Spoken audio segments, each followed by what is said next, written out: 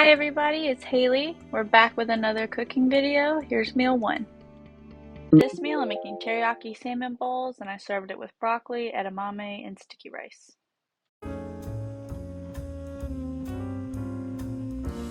The ingredients for this meal are edamame, I have leftover sticky rice, salmon, soy sauce, sesame oil, sriracha, broccoli, and garlic.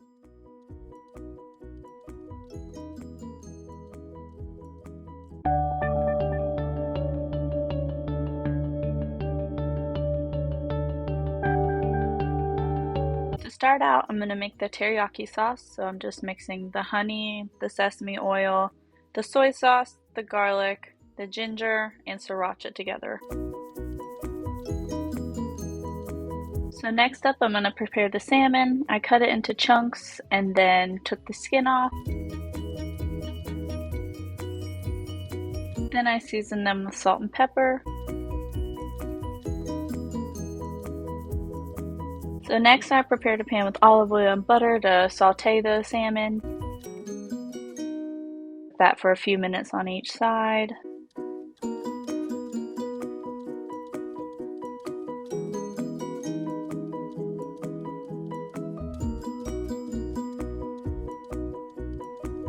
Once the salmon was done, I took the edamame and broccoli and put it in that same pan. And I seasoned those with salt and pepper because you want to season each layer as you cook. Then I add the sauce mix to the pan to start reducing, and once that thickened up a little, I added the salmon and vegetables back to the pot.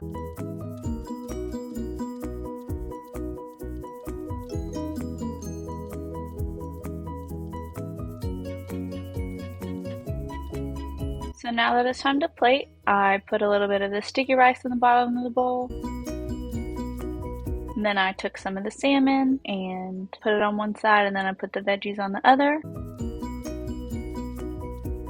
And I saved the rest for leftovers for the next night. And then garnish with sesame seeds.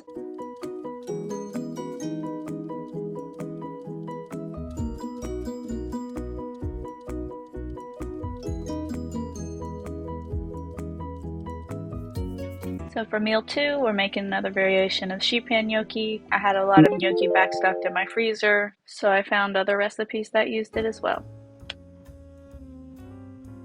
Ingredients for this version are very easy: cherry tomatoes, squash, zucchini, onion, turkey sausage, and gnocchi.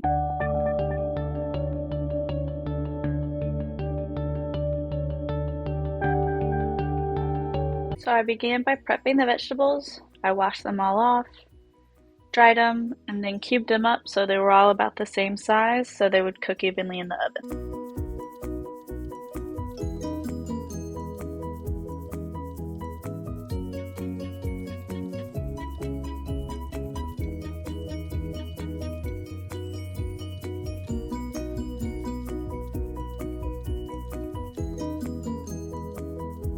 Next, I prepared my sheet pan. I got everything out I needed to season once the vegetables and gnocchi were on the tray.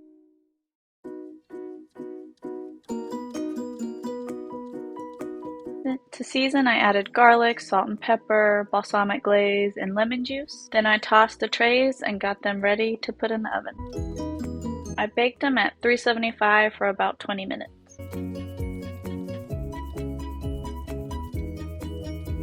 Once the trays came out of the oven, I gave them a quick stir, and then I got our glass Tupperware to keep them stored in for leftovers.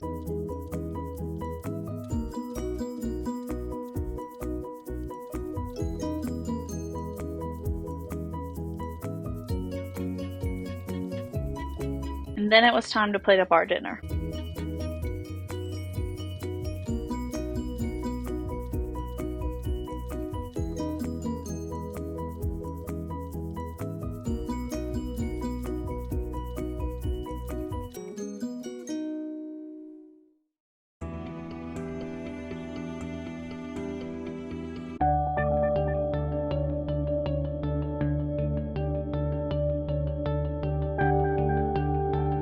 For a sweet treat, I wanted to try this lemon poppy seed scone mix I found. There is a review on the Polane Plates Instagram if you want to go read up on that.